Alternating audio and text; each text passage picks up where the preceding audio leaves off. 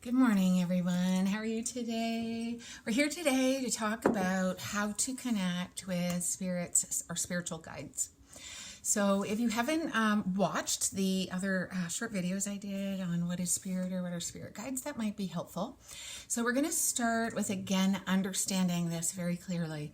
Your spiritual experience is a creative process. There's no static reality out here in energy. It's all channeling through you, and it is a creative process. So please don't forget that as we go along. So what does it mean to connect with a spirit guide? Again, it's just about giving form or presence to a light being or an energy, the same way we might conceive of the fact that our mom or our dad or someone exists there. The idea that there are spirits or spiritual energies or helpers there with our loved ones, just like Earth is not too far reaching. Remember, I've said that the other side is just like life going on in the apartment upstairs. So there are 4 really effective ways that I have found to begin to start to connect with these guides. So the first one is to examine historical periods or places in the world that you are inexplicably drawn. And I'm not going to say everyone, but most people have watched a movie at some point, a historical piece, and felt maybe almost homesick or felt connected to the land or the clothing or the occurrences.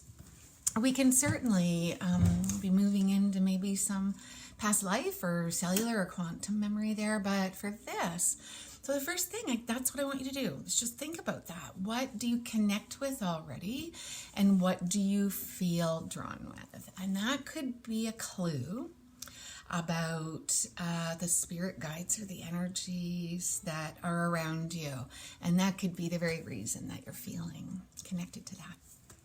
The second is to start to consider and search out the archetypes that are around you that you are drawn to. Do you like wizards? Do you like angels? Do you like fairies? Do you like gnomes? Do you like animal totems? This, because this is energy moving to us through a creative process, again, the archetypes that we are drawn to can tell us something about what type of spiritual guide that we would be comfortable with and connected to. So one way, when everything is open, is to head to chapters or mandalas or to a bookstore and just peruse and look through some of the tarot cards. Honestly, it's not a big, ooh, what are the right ones? If you even like the artwork on one of them, those can be the right ones. You look to where you're drawn. It's not complicated. Whatever images you like, words resonate with you, that's for you. And there's no rules out there about this, or wrong way to do it, or ways that you can miss what it is that you're supposed to find. So the third way to find or connect with a spirit guide is to use either a hypnosis, a guided imagery, a guided journey to find spirit guides. And I do have one professionally recorded. It's just everything's being revamped. It'll be on the website soon enough. But there are thousands of these on YouTube. And in other places. You can even do a sleep hypnosis or try to do some dream programming, tracks for lucid dreaming, and you can set the intention that you want to meet a guide in your sleep. And you can just actually, without any hypnosis, you can just set that intention when you're getting ready to go to sleep, that you're interested in connecting with or meeting, or you're opening the door for a guide. Sometimes that's all it takes. And you know what? It's just like me. I'll never read anyone that doesn't ask me to. Permission is a very important thing. And sometimes they wait for that from us because they realize we have a discernment brain that is supposed to be afraid of what it can't see. And here we are trying deliberately to connect with these basically invisible teachers. So look at doing some guided journeys, etc. Finally, this one's going to take you by surprise, but this is one of the quickest ways to connect with a spirit guide. Create one. Create one. Use all of the tools that you just looked at above and choose and create one. And people find that strange because these spirit guides must be these separate individual entities that are coming forward with all of their own personality in place.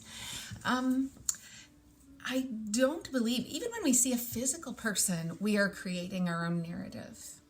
So when we talk about creating things in our mind, and it's hilarious, I've had people say to me like, wow, you just walk around creating up your own reality all the time. And I'm like, yeah, welcome to planet Earth, because that's what we all basically do. So by creating one, that's going to tell you something about yourself. Make it a creative, playful process. Be playful. Pretend you're just making up an imaginary friend. And the minute you do that, wow, be detailed. If you're just writing a story, why not be detailed? Tell a whole story about this spirit guide and create it. And then let that be the energy you use to safely feel that you can connect with these other places. That is just as valid as feeling like a spirit guide just came to you from somewhere else. Because even if you just feel that, it's still moving through the right hemisphere of your brain. It's still technically moving through your imagination. So those are 4 little ways that you can actually just start to connect with what we call spirit guides.